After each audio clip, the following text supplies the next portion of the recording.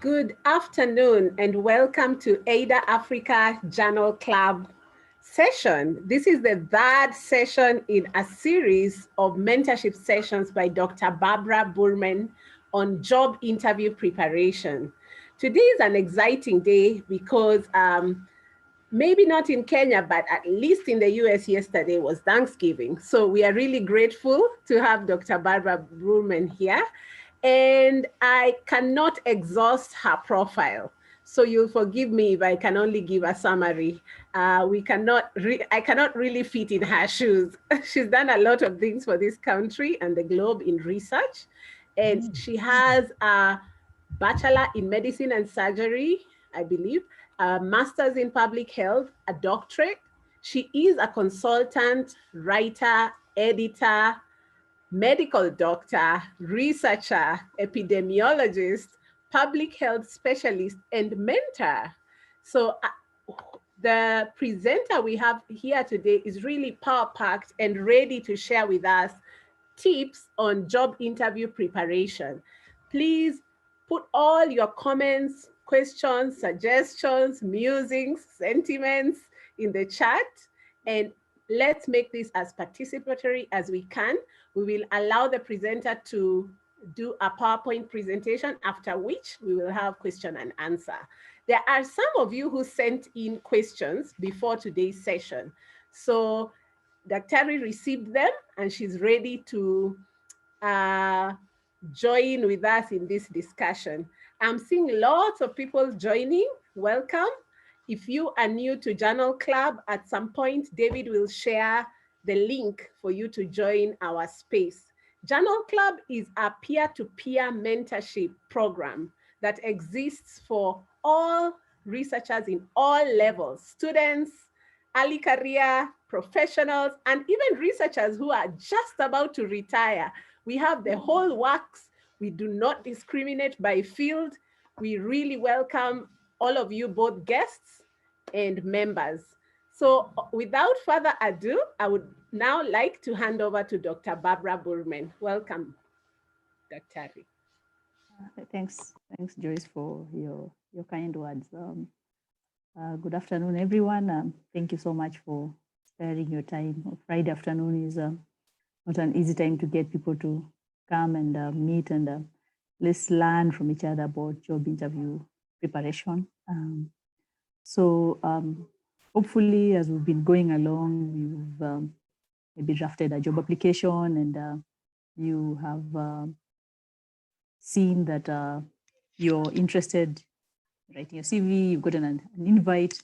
What usually happens is we all get very excited. We tell all our friends, I have, so-and-so invited me, this organization invited me, and I have to now prepare to go for the interview. So what does job interview preparation entail? So I'll try and go through a few things and hope to have some at least time, like 30 minutes at the end for us to discuss some Q&A. So I think with time in your life, you get to do things the same way. You find what suits you the best and you go using that, and chances are it has worked in the past. That does not mean you should not be willing to change a few things, but maybe you stick to things that have worked. I think in each presentation I've told you, I scrutinize the advert. So what is in the advert? I actually print it out, if possible, and highlight and circle and do all that in the advert, and they highlight things that I think are important on the advert, even for the interview preparation. If possible, print out the hard copy and have it with you on the day of the interview. We'll come to that. Some sample questions which are a bit generic. Then contacting individuals who work there, the organization where you intend to go for the interview, in the organization's website, other preparations, how to go to in-person interviews, online interviews. I used to assume these things are, everybody should know them, but came to realize you should never assume anything. Even I don't assume anything. Yeah. So this is an advert we have been working with the past week with a colleague who is applying for a particular job. A good friend of mine, highly qualified person. The only reason I was looking at it was actually because I was the link. So this is how I highlighted the advert and sent it to my friend and told him, make sure these things appear in your CV. So these are the roles. I'm not going to, write the purpose of this presentation by making this presentation about this job, but I'm just showing you like how to highlight. You see the technical working groups, technical guidance, and high-level meetings. These were the key things this person is supposed to do in this role. This was a text in the advert, and we're talking about urban areas need to be sustainably prepared to manage emergencies. This is one of the key roles. The other one is vulnerability of settlements to human emergencies and how to prepare for that. And then how to integrate policies, plans, exercises across different sectors. There was more in the advert. I'm just showing you what I highlighted. This is what my colleague has as a medical doctor, as a master's in public health. And my colleague has done so many trainings in so many things. And when my colleague sent the advert, the application, I realized there were no certifications the person had done, the courses the person had done included in the CV.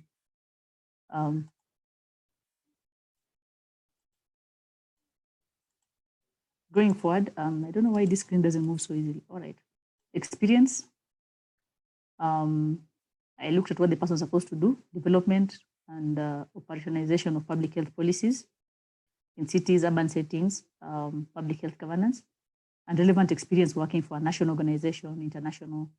So these are the things that I thought when I looked through this advert. Sometimes the purpose of looking through an advert is also to know who can I send it to. You may not really be interested in the job and you want to send it to your colleague, and it would be the purpose to send it to somebody who doesn't qualify. So I was looking at this. So here you can see project management, attention to detail, oral presentation, written communication. These are some of the things you think of computer proficiency. So look through the advert, underline these things.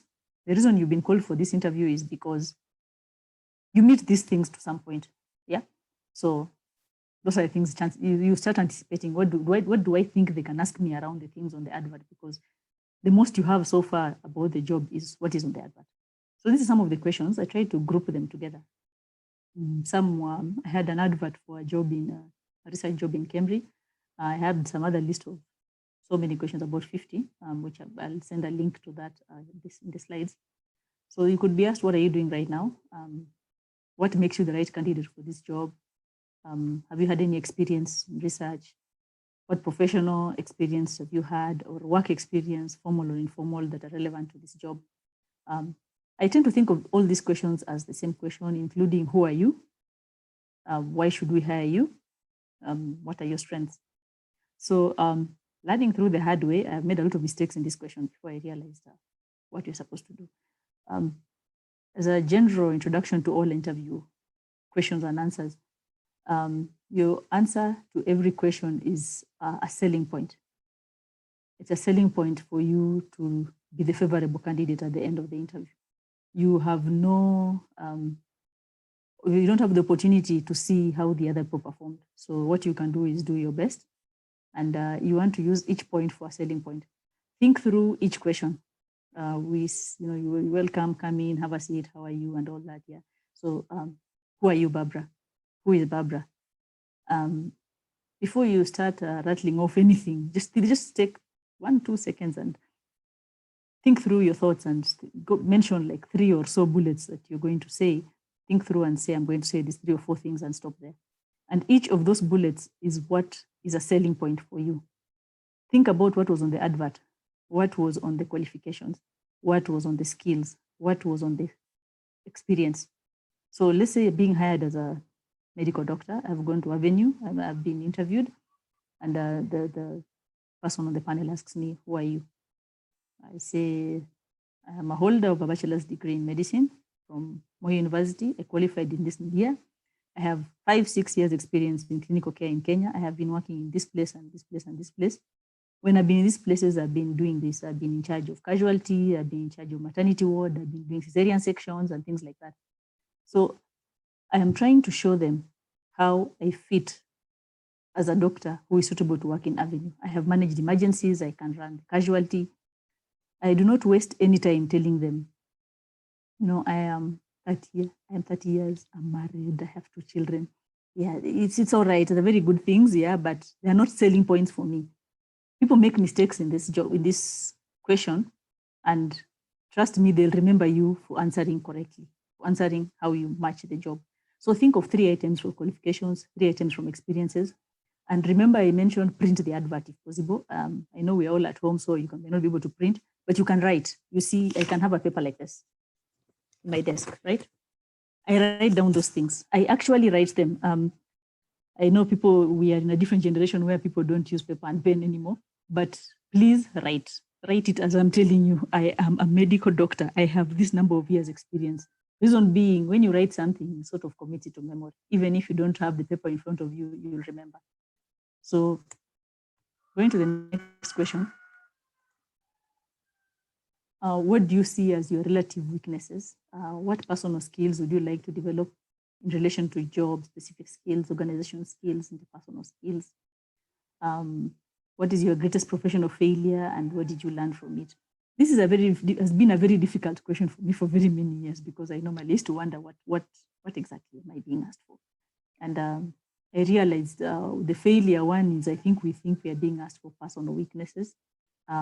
We are not likely to say the truth. I think this question has been asked in a way that is very outrageous. Somebody told me she was told to rate her marriage on a scale of 1 to 10 to assess your level of honesty. So think of a professional weakness, which is not crucial to the job. If you want to hire me as a statistician, the basic skills were Stata, SPSS, and maybe R. I should be talking of some very advanced level of programming that I do not know, machine learning, that is not essential to the job. I should be talking of scientific writing or something that I will not be asked to do in that job. So I can say that is my weakness. Or I should be talking of the fact that I have transferable skills, not exactly the specific skills at the job. But I must think of how am I addressing them. If I'm not very competent in writing, I can say I'm taking online courses, I'm doing some practice, I'm doing what. Don't leave your weakness as it is. If you're going to talk about a professional failure, this is not a very common question. Think of something that happened, but you must have learned something from it that you've used now in the past that would not happen again. It's preferable if you prepare for this question beforehand. All right, what are your accomplishments? So this should be something you've thought of. What did you do? And how did you do it? What was your role? And what did you accomplish? Preferably think through something that is relevant to the current job, so that they know if you go there, you can be able to solve some problems. Or why are you interested in this job? What are your goals, immediate and long term? What would you like to contribute? So think through, let's say, let me give an example of myself. I worked in clinical care. And when I finished my MPH, when I was at the end, I wanted to do a job related to the MPH now. And somebody asks me, why are you interested in this job? I could say, I have all this training and I've had a bit of experience, maybe informally, but I want now to be able to use my newly acquired skills in a new role, which of course is very related to my previous role, because I'll also be using my clinical skills. And where do you see yourself in 5 years? Think through how that job that you want to be employed as will move you to the next role. So this is something you must have thought through. If you're moving from a data collector, now you want to be maybe an assistant coordinator. You say, I've amassed all this experience over the years. I've been acting, working in an acting capacity for our boss when they're not in. This is what I've been doing, and I've been taking this course, and now I qualify for this position. Why do you see yourself there? Because I want to move in my level of research from here to here, and by taking this job, it will move me to this position. So I think we have skipped past this one of the goals. So the same, why are you interested in this job and why do you want to leave your present job? Please don't badmouth your boss and your colleagues and many other things. Don't say I'm looking for money. That is usually the truth. Talk about what the job will do for you professionally.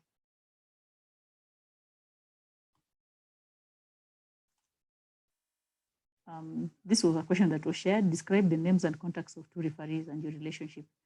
Referees usually are professional unless they ask for personal referees.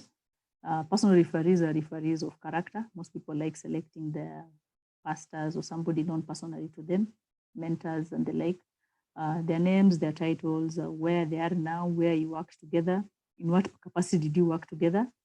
And these referees do not necessarily need to be people you work with currently, because you may work with somebody and you remain in touch for different reasons, and this person can still serve as your referee in the future.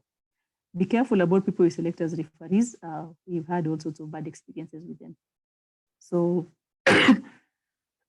this question was from Kemri Kilifi. What you know about them and how did you find out? Please make sure you read the website and you say you know about the company and what it is known for and why it's an attractive place to work. So what do you do in your stressful situation? And what interests do you have outside work? Please think of some productive interests, maybe reading, gardening. Do not mention things that they'll make you think, why should I, you or not? And what would you do when you're stressed at work? Would you want to leave the workplace? Excuse me.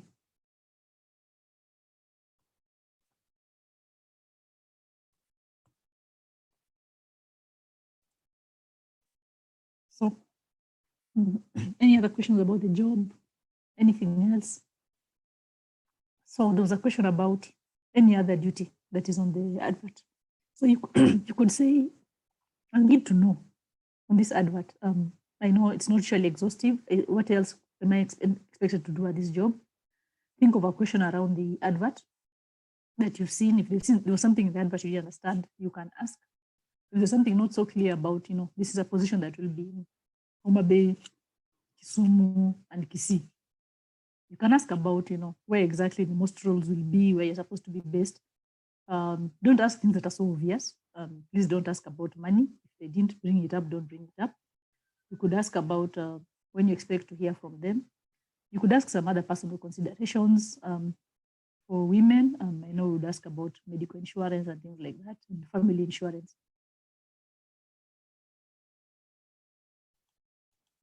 So when you're called for the interview, please go to the website of the organization if you can find it. Sometimes in the advert, they've mentioned guidelines, they've mentioned policy statements, they've mentioned subject matter. Let's say I'm being hired for a job that is in TB. I'm going to see patients in HIV clinic, and maybe I'll be the TB clinic doctor. I should look for all the TB guidelines and understand all how to manage TB HIV patients. So when they ask me any question around managing TB HIV patients, I know the answer. So I should be sort of very familiar with the subject matter. They should not ask me something and I'll say something very outrageous. One common question I remember about subject matter is a question I was actually asked. I was asked, how do you manage, patients who are HIV infected, who have TB? And at that time, those guidelines were slightly different. And the first answer I said is it depends. And people in medical school will relate to that answer before I finish explaining it, because there are some questions when you are asked, the way you answer it, the first few words you say show that you actually know the answer to the question. But when you start saying something else, it would mean you don't really understand. And it depends at that time, we meant is the next phrase that followed was whether the patient was on ART before or after you start TB treatment, because the considerations were slightly different. And the question, I was not really being hired to go see patients, and that's a question that came up. When you go through the advert, there's information in the advert where those things you highlighted and all that, please think through them and read. Do not have anything in the advert you don't understand. I've interviewed people where the first thing I ask them is, what is this that's on the advert? And they don't know. But that just shows you didn't even read the advert. So this is what you might read on the website: their mission, their vision, their location, their projects, the people, activities. People might be the people who are in the interview panel. You might get to know who they are and what they're doing, how these things are aligned to your job and experiences. Think through them as you read through the website, and you can write some notes. I like to think of, when you think of preparing for an interview, this is like an exam, it's like, think through your academic experiences and use your school experiences to prepare for the interview, So contacting individuals, where do you find these people first? I found them in all sorts of places.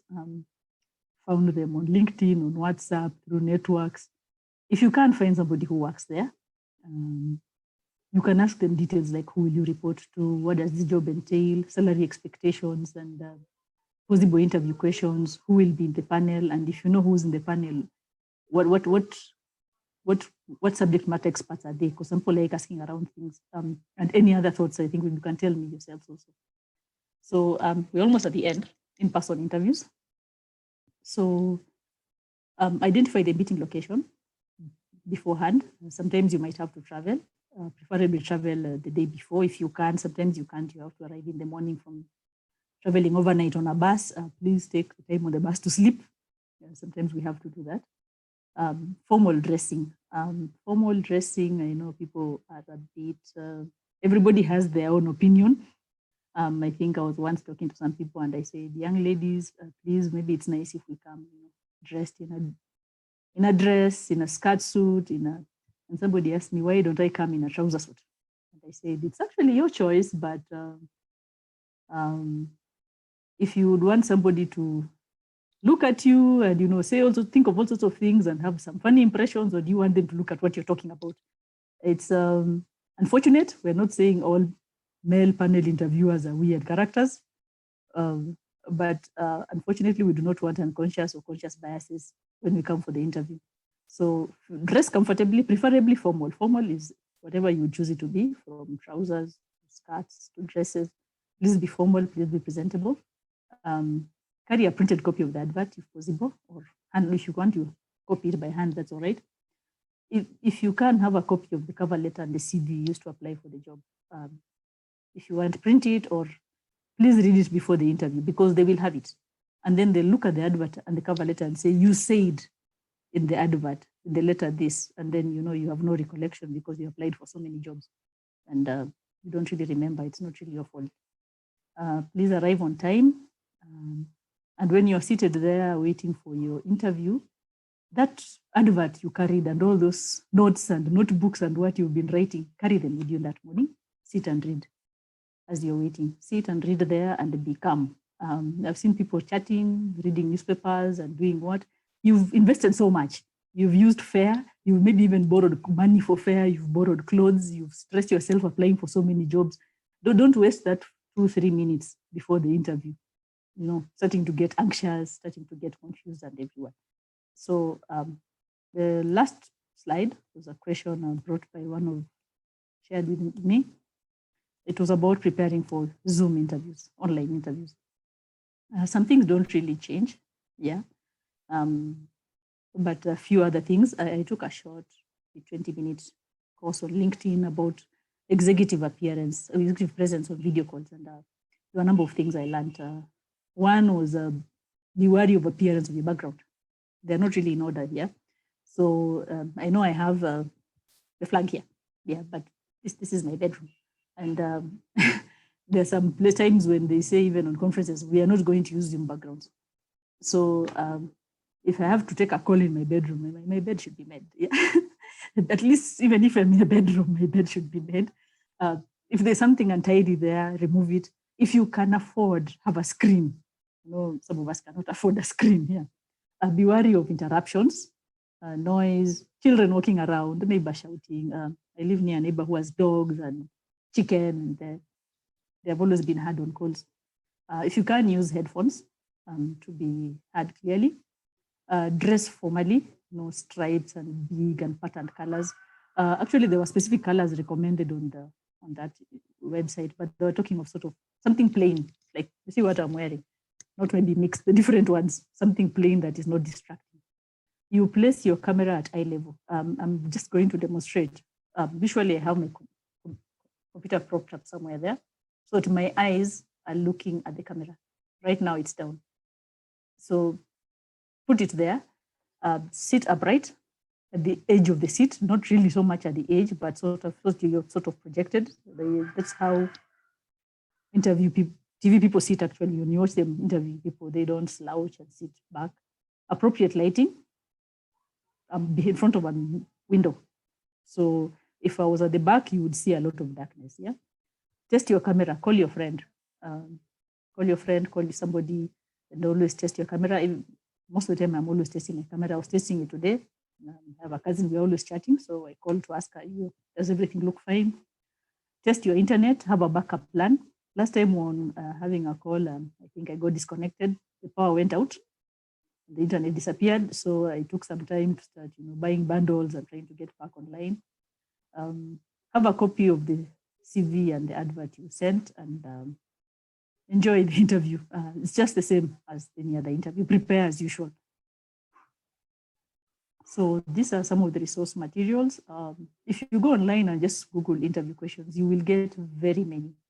But as opposed to just sitting and reading 300 interview questions, go to your advert, look through, and customize your answers to this advert. There are questions you will not answer, which is okay. It's not a problem. Yeah, but just you prepare for as much as you can, and we say it's not a confession.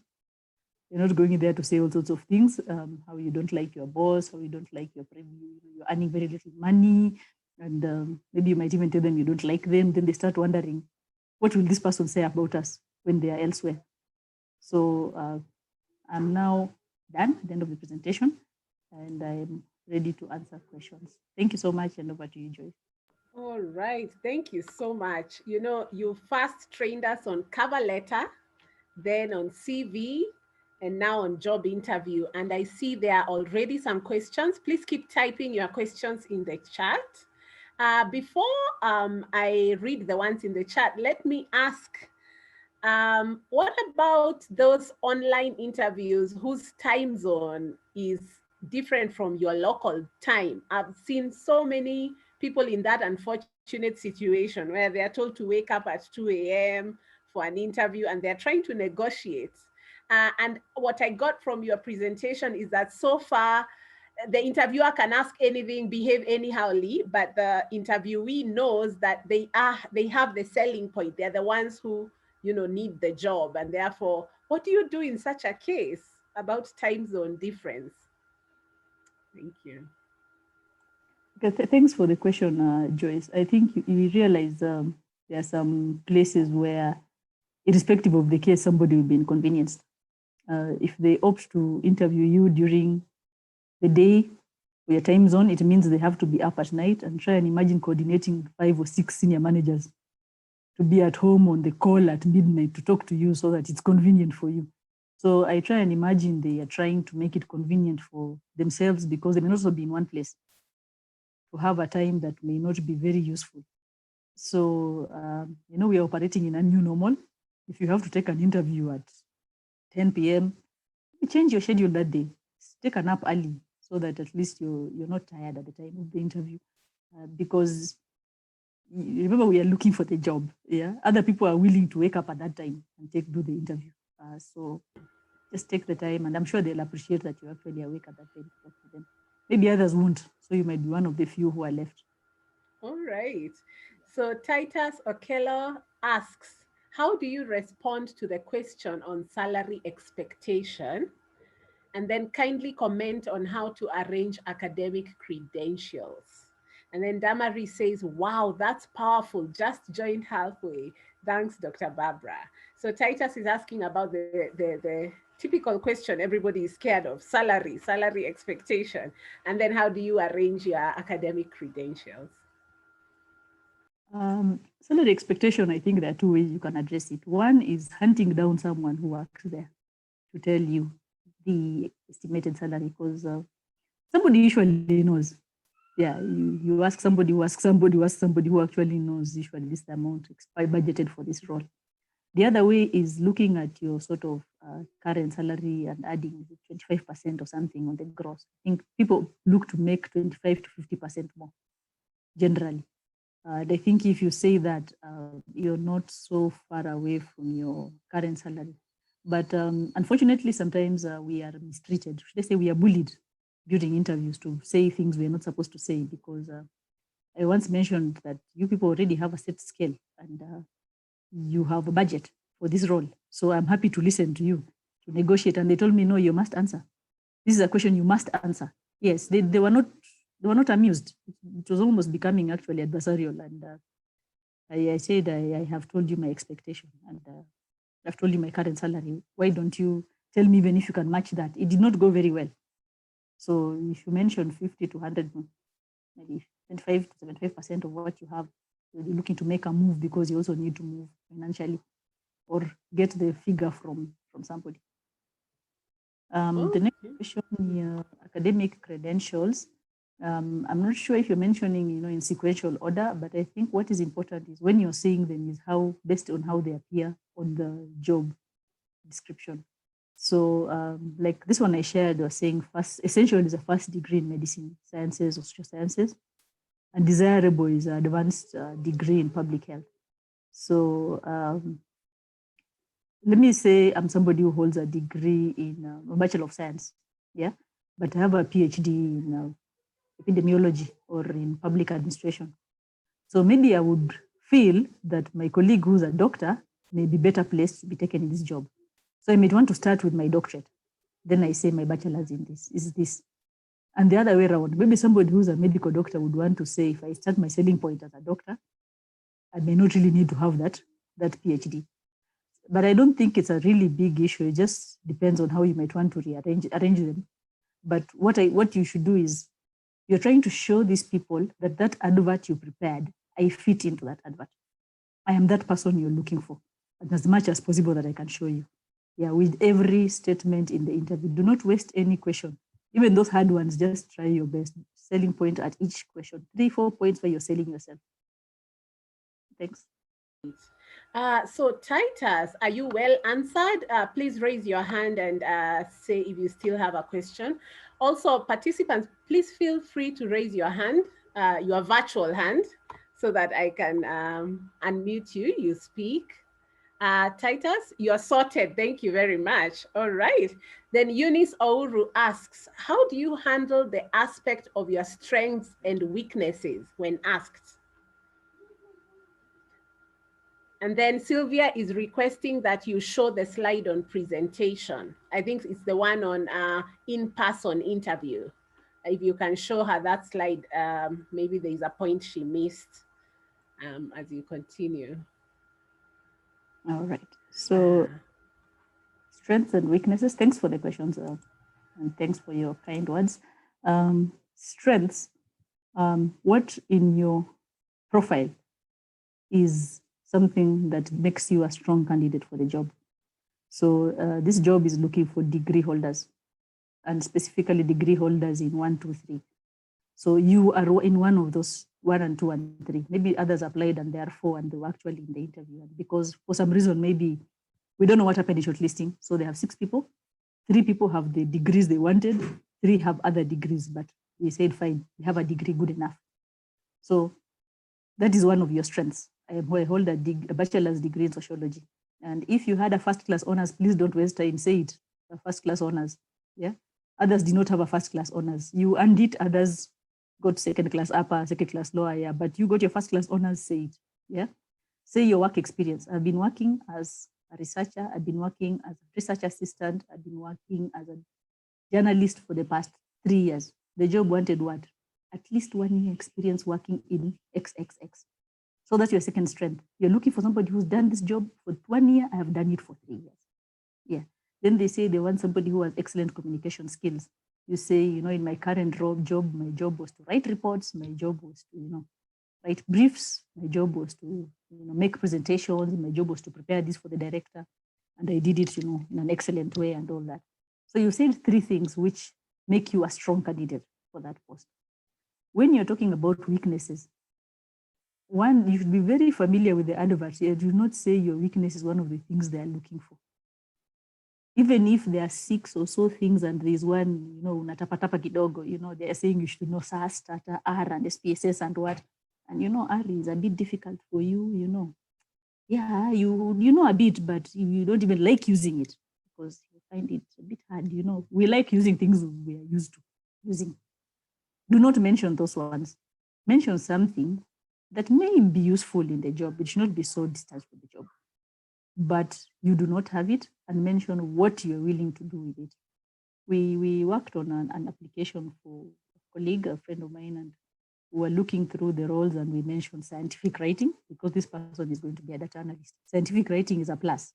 If you can analyze data and write, it's a plus. So if you say that's a weakness and I'm addressing it, mention how you are addressing it. So I'm addressing it by taking online courses, I'm getting a mentor, I'm doing what. Mention something is not crucial to the job and how you're addressing. That was one. The other one we talked about was advanced programming. This person is not a programmer. Yeah, but if they could do programming, it's nice. And it would be useful in their job because it would advance them to do something further. Well, I don't remember the third one, yeah, but the application required 3. Yeah, do not talk about personal weaknesses. We all have them. We struggle with them at work. We struggle with personalities. I think we know all personalities at work, yeah. So that is not an issue at the interview. Even those people in the interviewing you have personalities, personal issues that may not be very interesting to hear about. I think that, over to you, Joyce. Yeah, that was very well said. Thank you. That question on strengths and weaknesses is a very crucial one for us to prepare for. So Lynette Awor asks, can you please comment on CBI? CBI in full. Lynette, would you like to unmute and please explain?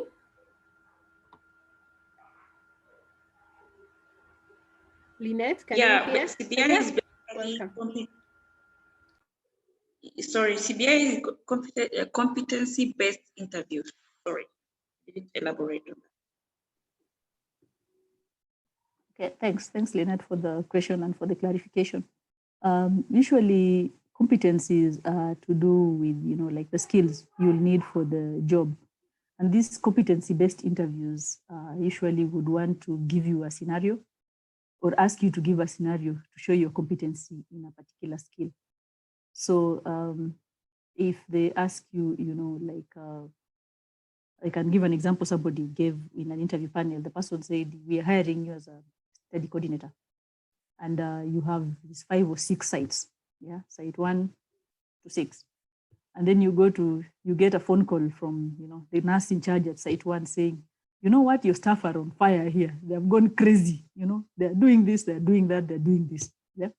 Then before you finish a call, somebody calls from site 2 and says, you know what, these guys are crazy.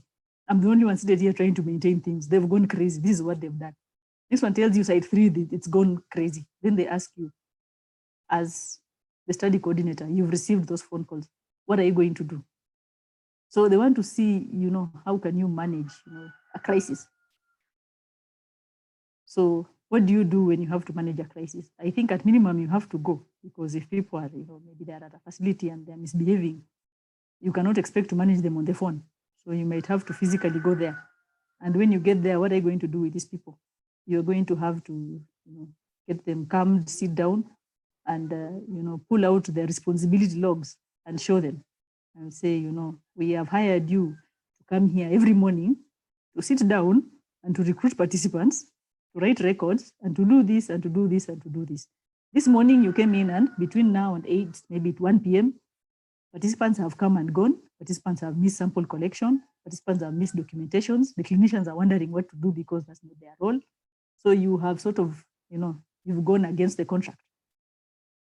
And because of this, we may need to put in some, disciplinary action and all that and all that. So the question is, first, you have to know what competency they are looking for. And how do you prove your competency in that role using a real situation? The other one is the other way around. It's fictitious, like what I've mentioned. So how do you prove? What skill are they asking? And how do you prove your skill? In the previous 2 interviews, I shared some details about competencies, the UN competency framework, which shows this is like managing and leading. What is managing and leading? And some of the things that entail managing and leading. What entails leadership? What entails communication? What entails that? So for each of those, you have to think through, where have you done such a role yourself? And if possible, write it. Yeah, and the more interviews you do, the more applications you do, it gets to a time where now, we don't think of some things a lot, but when we've written them down and think many times, when they ask you, something, you will remember because you've thought about it before. I hope I've answered your question. Lynette, are you well answered?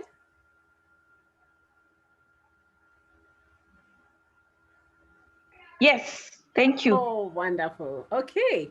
So some people are already asking for the recording and our webinar is ongoing. I believe you must be guests.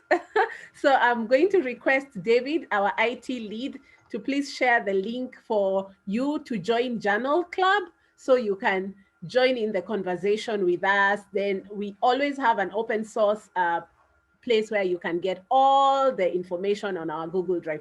Dr. Burmen has been so gracious to generously provide all these things. We would never afford her, but she has given us this just out of her abundance. And you can hear that she's truly a recruiter. So she's talking from, somebody who sits on those tables to decide. So Francis Motiri is asking, hi, Doc. How do you defend job gaps? That is the time you've been out of job. And then Wilson is asking a related question. Wilson Esirache says, what if you have never been employed before?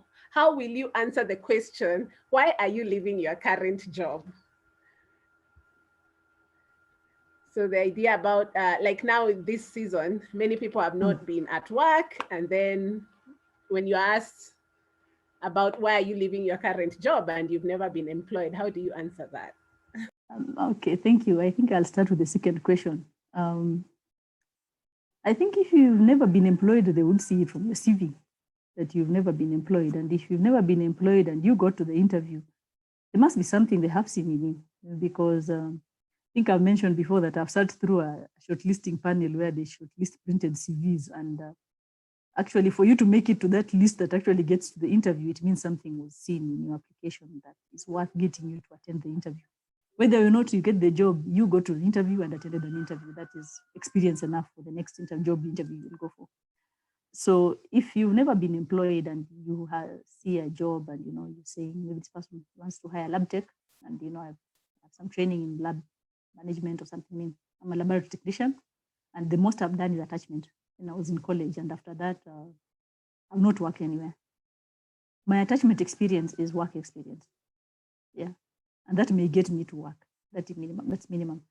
Two, usually people say I have not been at work and they count work as formal employment, where there's a pay slip, where you're going to an office and, things like that. But people don't just sit at home. I think we all know that, yeah? People don't just sit and wait and do nothing. People are hustling. People are, you might be working in someone's cyber, you might be working in somebody's office, you might be helping somebody with errands or something. That is something that you can say, I have been doing this because it's work that was, productive, that is useful. Let's say they need somebody to, they'll see you are somebody who's a bachelor's holder and you can actually do some errand jobs. And somebody will think, in terms of character, this is a person who has no issues taking up a job that they feel other people who are degree holders might not want. And that might be a selling point for you. So if you've never been employed, if there's any work experience that you've ever had, I think one I like mentioning is where my mother was working, I was filling ledgers for her. And yeah, that is not clearly my profession. And that is in my CV. Whenever there's something where they want some business issues, I mention I actually did a certificate in business administration many years back. And I said I have experience doing some documentation for businesses. But that was very informal, just actually at home. So, so think through all your job experiences that may be relevant to the job. Have one CV where you have everything. I don't know why people think of not writing things nicely. Like somebody worked in, what do you call it? These shops that sell car spares. And you see, this person was a salesperson, shop assistant or salesperson. What did you learn there? Customer experience, customer care, knowledge about the spare parts and things like that. There's something people discount. Okay, you worked in a Juakali. Yeah. Why do you think you should not go into the CV? Instead of saying for 5 years, I've been at home since I got my degree. And you actually did something. So please feel free to put things that you actually did to fill those gaps. The other thing now, defending job gaps, one way is on the CV. If you can use years instead of years and months, simple like writing January 2020 to June 2020, August 2020, September 2020.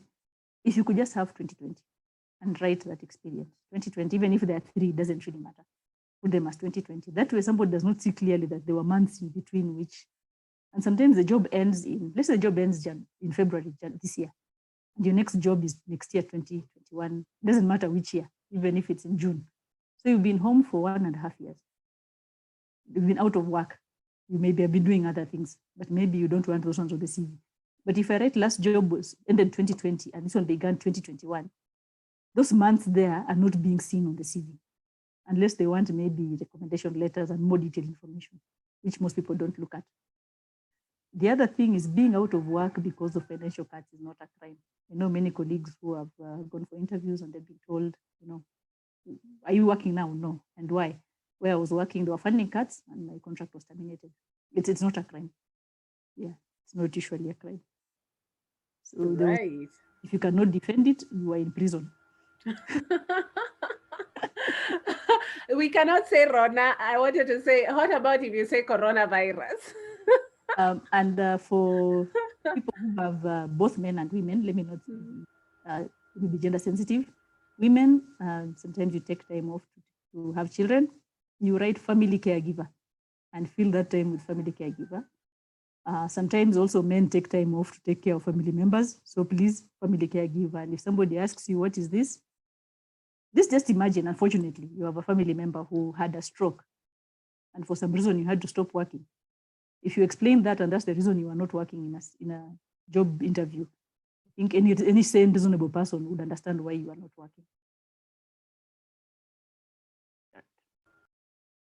Thanks. Yeah, thanks. There are some questions about CV. I don't know if these people were in the previous session. Samuel Ashiono asks, hello, good afternoon. Kindly, I was asking if I can use the previous CV to apply for a job that's coming up. So the idea of, do I have to customize my CV for every single job? And then Damaris Kanana asks, I missed out on the CV session. Can one include other trainings one has done, even if they're not related to the current job advertised? Thanks for the questions. I'll just respond. I know some people are not there in the previous sessions. If possible, if you have the time, please try and get the 3 at a go. Read, good to listen, or go. The slides I don't think are very useful if you've not had, because there was more discussion. Go through all of them: the cover letter writing, the CV, and these interviews. It sounds a bit repetitive, some of the things I mentioned, but through each of them, you are customizing everything to the advert, because the advert is, should I say, it's like a recipe or something. This is our list of requirements. We need to get these things, the person who has all these things. So you have to show them from the cover letter that I am that person. And you have to show them on the CV that I am that person, and show them during the interview that I'm that person. So when you keep on working on a number of CVs, I prefer to save my CVs with the sort of role. So I have CVs for M&E, CVs for editorial, CV for research, CV for program. So whenever you apply for a job, put the title of the job in the CV. So the next job I'm applying for, maybe it's M&E again, I can just go pick that other M&E CV, and customizing it will not be a lot of work if you already do the first one. But for each job, preferably customize a CV for it based on the rules we went through in the last meeting. Other trainings, I think there's the WHO website, says one of these websites, maybe it's not WHO, only trainings the past 5 years, not more. But I beg to differ a little bit, because there are some trainings you may have done in more than the past 5 years that sort of build into the trainings you've done now that are relevant to the job. And ideally, you should remove all the other trainings that are not relevant. So that makes sure you have to be on toes to do this training. Sometimes if you have time, like the job advert is in 10 days, go online and take those courses. There are so many free online courses on Kaya, on Agora, and where. If the job says, you should know this course in COVID, management of programs, and go online and do that course and add it to your CV. Who really cares that you did it just one day before the interview? Doesn't really matter. Yeah, but you have a selling point where they're asking for certifications, you have it. But don't put the ones that are not relevant, because should I say you're taking up space? that should have been useful for something else. People don't even like long CVs. So 3-4 courses that are relevant is better than 20 courses that are not relevant. Over to you, Joyce. Is there anybody who'd like to raise their hand and ask? We have 10 more minutes, and this is your chance. Do you now feel fully ready to ace a job interview, which could come at you anytime from now henceforth? I'd like to take some sharing. Please raise your hand so I see you, and ask or comment.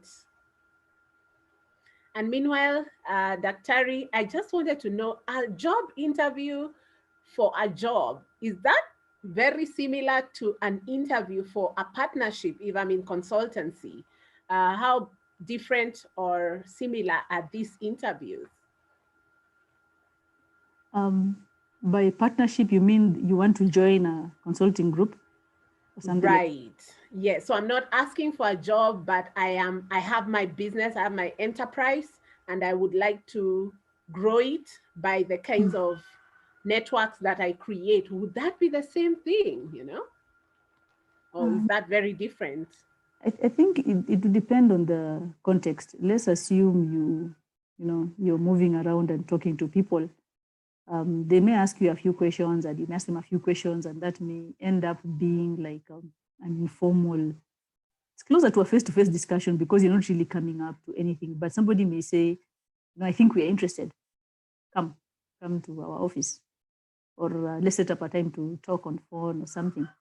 And that may end up being like an interview. And preferably, if you have a business or something, the way people say, "Send me your CV." You should have like I can't remember the name, but that summary that your business is, everything about your business, your purpose, where you're located, the roles you do, the projects you've done successfully, your contacts, your qualifications. I can't really remember its name, but somebody shared one with me. So you should have it ready such that when somebody says, share your, is it a portfolio or something, share a document about your business. That should be ready at all times and updated if necessary. And then prepare for as like a regular interview. Like, what do you want to say? Right. What do you want? What would you want them? Because of course it's a win-win. Yeah, I'm so glad you said the word portfolio. A lot of creatives actually don't have a CV, they have a portfolio, which is quite interestingly organized. And I've even seen the photo, right at the top left. So I think it depends on the setting, and what I'm getting is the kind of brand you want to sell of yourself. All right. And then there's all this hula baloo about social media and how companies look for your social media pages and want to see what you've been posting on Friday evening. Maybe comment on that. I think I'm the wrong person to comment on that because I'm a social media freak. You will find me on LinkedIn. All right. Eunice Auru says, "Thanks, Doc. My question is well answered."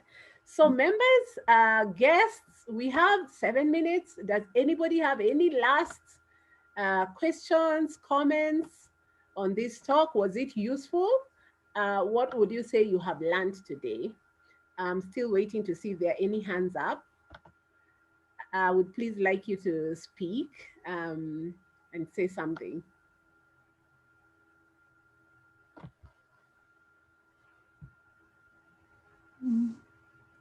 We can see a question from Munira. Oh, Munira, welcome. I missed the other 2 presentations. Please let me know how many pages should be your CV and your personal profile. Munira, do you want to ask your question yourself, or welcome? You can just unmute yourself. Hi, Dr. It was really nice. I worked also in the UK, and we had only 2 pages of CV, so I don't know how much would you recommend? Thanks for the question. For the yeah, they don't allow more than 2 pages. So I have 4 pages. So I was just wondering, should I put 4 or 2? And then the person profile, I put just 1 paragraph. For the job CV. For the person profile, my competencies, what I've been doing. Okay. Okay. That summary at the top there, it's not useful to have a standard one all the time. So what I read recently was it should be like 3 to 5 bullets of the roles you have and the roles you aspire to be. Like I can write consultant for my role, even if I'm not yet a consultant, so that people start seeing me in that role that I aspire to be. And 3 bullets of your skills that are selling you for that job. So let's assume I'm writing mine, I'm saying medical doctor, epidemiologist, researcher, editor, consultant. Then I write statistical analysis, research writing, policy briefs, something like that. So it end up being maybe 3 or 4 lines only. And then they will be very suited to the job. The whole nice information people like putting in the paragraph is better suited for the cover letter, so that you have more space on the CV.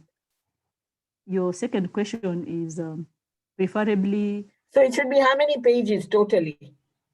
10 years per page. So if you've worked for 10 years, 1 page, 20 years, 2 pages. Oh. And then 40 bullets in total. So first 3 jobs, 8 bullets. And then the next jobs divide. By the time you're getting to the last job, it's 2 bullets or 1 bullet for the job. So if you're thinking of 40 bullets, you may end up with 60. That's all right, yeah. But if you have to 8 bullets only per job, it means each bullet will be selling you for the job. You will not put things that are not useful. You will not repeat. Okay. Yeah. You will not repeat. Yes. Okay. Yes. Yeah. Thank you. And then the person profile should be just a paragraph and update. Yes. I mean, different. It should be. It shouldn't be the same. It should matching the job. Yeah. I think so, I see question. Yes. George asks, hi, great content there, Daktari. I came slightly late. Can you kindly comment on how to go about virtual job interviews? Any areas to focus on? Now, George Kikonde, this is a session on job interviews and you came late. Thankfully, it is not a job interview. If it was a plane, you would have missed it. Daktari, I don't know if we have time for you to go through all that, or you want to highlight. I'll just summarize. Yes, I'll just highlight. The general preparation is the same. All the other things we have said, reading, preparing, notes, what. But one is have a good background, test your internet, test your lighting, dress the same way you would dress. And this is both men and women. Please don't forget to dress the bottom. Like now if I'm seated here and for some reason I have to stand up and I'm wearing pajamas or I'm wearing very funny shorts, you might stand up. You might have to stand up for some reason. So please dress in a way that if you have to stand up, you'll also be smart. Yeah. Use the appropriate lighting, like where I'm seated here is in front of my mirror. Be wary of interruptions. Raise the laptop. Like I demonstrated that you should be at eye level. That's my eye level sort of. Yeah, but my laptop today is not raised. So I'm sure you're seeing me sort of at an angle. Yeah. Sit upright at the edge of the seat. You will get this light and have a backup plan. What will happen if power goes off? What will happen if your Wi-Fi stops working? Do you have a backup plan? Charge your phone, charge your laptop, have everything ready, and test your camera before the meeting. Wow. Thank you. Yeah. Glad you're here, George. Thank you, Joyce. Yeah, in addition, I have found that in virtual meetings, in case I'm expecting, I don't know, the milk delivery or an emergency call, it's very polite to say at the beginning that at this time, something usually happens in my home, so that, you're not like sitting there and you're being weird or you run off and leave people hanging. So it's just politeness, to say things like that. So we have come to the top of the hour, and I would like all of us to take a minute to please fill the feedback form. It does not take long to do so. Thank you so much, everyone. If you are a guest to Journal Club, you are very welcome to come back, to come join us. We have space for you. We operate on the WhatsApp platform. And I would like now to request, I see the numbers are rapidly dropping, but before we all go, kindly, if you can switch on your video, only if you are able, I'd like us to take a group photo. And as we are switching on our videos, I don't know if Dr. you have any last word as people are getting ready for the group photo. I think there are two people who raised their hands. If we are waiting. Oh, is that so? Sorry, I did not see. I should have seen that. Samuel and who is the other one? All right, Samuel, please proceed. Make it short. Samuel, you can ask your question. Please unmute yourself. Hello. Hello. Good afternoon. Yes, good afternoon. Good afternoon, Madam Joyce. Welcome. Please ask your question. My question is that concerning about the CV. Now, if my CV it really corresponds on the construction management. When applying for a job on the sales, does it match with the sales, or my CV, it usually deals with the construction.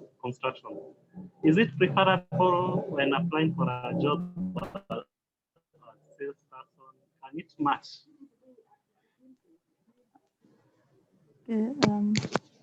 Thanks for your question. Being trained in one job does not box you into work in that job, but you have to think through what transferable skills do you have. I'm going to make a wild guess and say you must be very good in documentation if you're working in construction and planning, such things, maybe customer relations. So those are skills that may be useful also when you're doing sales, because you have to interact with customers. You have to be a people person. So if you have to think through which skills a salesperson you have that can be used in sales when you apply for the job. And you can defend yourself by saying, these are my qualifications, this is what I've been doing, but I have these skills that I've acquired that are suitable for that problem. I think that answers your question. I have another question. Mm-hmm. Hello, good afternoon, Madam Babar. I have another question. Yes, my question is about the, now, remember that you have a business. Hello? Hope you can hear me. Yes, we can hear you. You have a business. Yeah, please make it brief. Yeah, please proceed. You are in a business and that business falls down and you apply for a job. Now, will the business help you earn the skills that will help you end up applying for a job?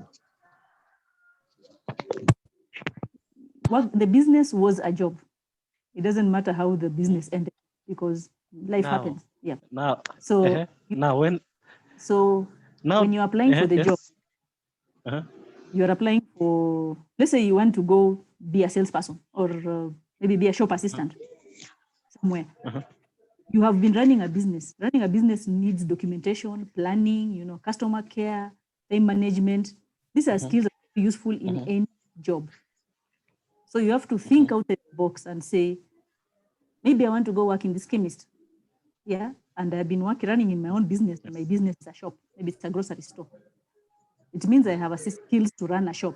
And they're not much different. It's just goods. Doesn't matter where they are. Yeah. So you have to think through your transferable skills. You can move from one job to the other. Maybe so that we don't take everybody's time, if you could access the previous two presentations, which had information about competencies. Wonderful. That was very well said. My last question. Oh, I think we had one other person. Rather the other person. I don't know who else had raised their hand. Maybe it was a mistake. I don't see any other hand raised. Okay. Yeah. Samuel, I think you need a individual appointment with Dr. Dr. We can never, we can never ever exhaust your wisdom. We always appreciate your time. Thank you so much. I think, Samuel, I'm so sorry. Let me just cut you short.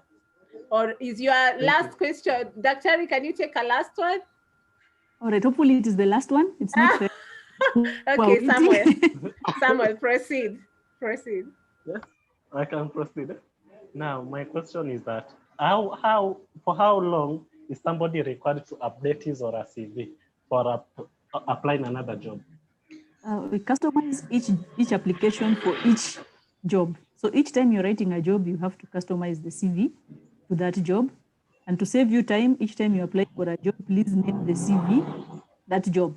Apply for sales, write CV Barbara Burmen, sales assistant. Next job, CV Barbara Burmen, shop assistant. Next job, CV Barbara Burmen, accountant. So the next accountant job I meet, I just look for that CV and update that one because it's already customized on accountant. But for each job, each CV is different. Okay, thank you very much. All right. Wonderful. I'm glad you're well answered. So David, did you manage to take all the pages, all of us? We are many. Okay, maybe they can turn on your videos now. All right. So if you are comfortable, please turn on your video if you can.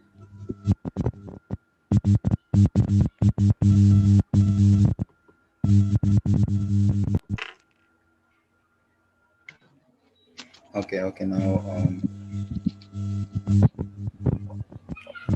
Francis, can you mute, please? Oh, we need to mute some people. Yeah. Okay. 1, 2, 3.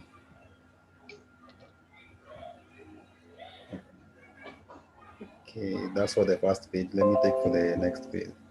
All right. Some people are even joining now. Wow. All